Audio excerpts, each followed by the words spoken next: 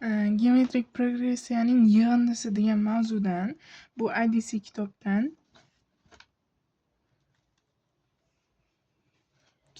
birinchi testda 11-misolning yechimini qilamiz. 11-misolda nima deyapti?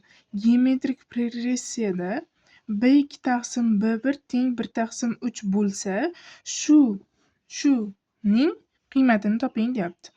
Demak, birinchi nima ish qilamiz? Birinchi B2 taqsim B1ni B2sini yo'yib olamiz. Ya'ni qanday? Formula bor edi. Bn teng B1 ko'paytirilgan Qning darajasida n-1. Esinglardami? Xo'p, shuni B2 ga talqin qilamiz. Xo'p, B2 teng B1 ko'paytirilgan Q bo'ladi. Endi buni shu kasrga qo'yamiz. B1 Q taqsim B1 teng 1 taqsim 3. B1lar qisqaradi. Q teng, bu holatdan Q teng 1 taqsim 3 degan narsa kelib chiqadi, son qiymat. Xo'p, buni endi yodda saqlab turamiz. Endi bu shartga o'tamiz. B2 taqsim B1, B4 taqsim B2, B6 taqsim B3larni qiymatini toping deyapti. Qarang. B2 taqsim B1 bizda nima edi? Yo'yganimizda Q chiqdimi? Soniga qaramay turing. Qni bildirdimi? Qni yozamiz birinchisiga. Q plus B4 taqsim B2 ni pastga yozyapman. B4 taqsim B2, B4 degani B1 ko'paytirilgan Qning kubi taqsim B1 ko'paytirilgan Q. Xo'p, bular ketdi, bu ham ketdi, Q kvadrat qoldi. Plus Q kvadrat. Endi keyingisi B6 taqsim B3. B6 degani B1 ko'paytirilgan Qning 5-si taqsim B1 ko'paytirilgan Qning kvadrati. B1lar ketdi, Q kvadratlar bilan 5 ketsa, Q 3 qoladi darajada. Plus Qning kubi. Plus va hokazo. Tushuntira oldimmi? Mana qarang.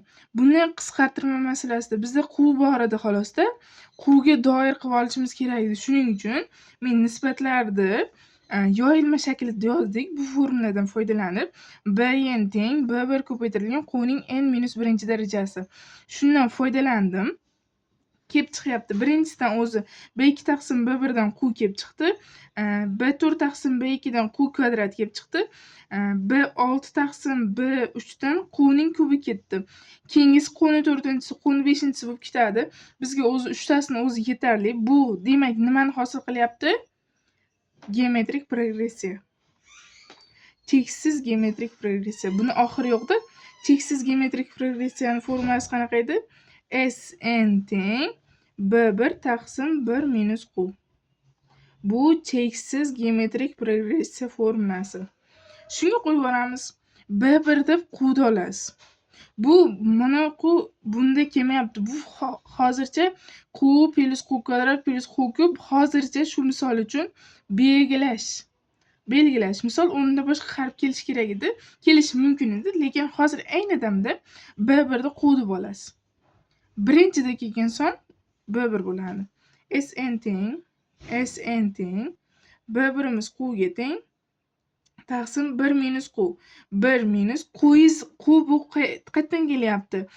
Bitta keyingini, ya'ni B2 ni B1 ga bo'lib yuborishingiz natijasidan kelib chiqadi. Q2 ni Q ga bo'lib yuborganingizda nima chiqadi? Q chiqadi. Demak, Qni yozaman.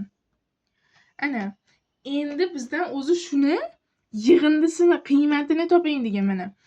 Shu yig'indini qiymatini toping degan. Bizda shu holat kelib chiqyapti.